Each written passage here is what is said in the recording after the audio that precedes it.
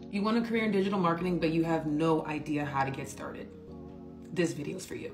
I have worked in digital marketing for the last 7 years, and this is by far the question that I get the most. I want to get started. How do I begin?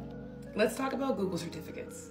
The Google professional certificates can range from data analytics and cybersecurity to business intelligence and digital marketing.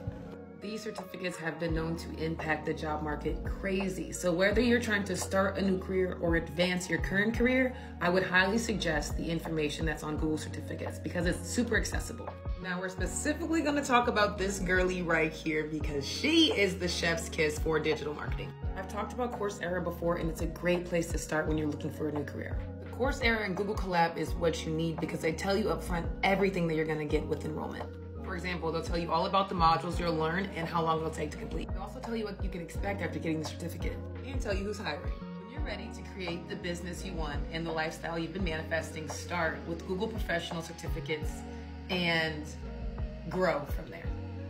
And if you'd like a 7-day free trial, you know where to go.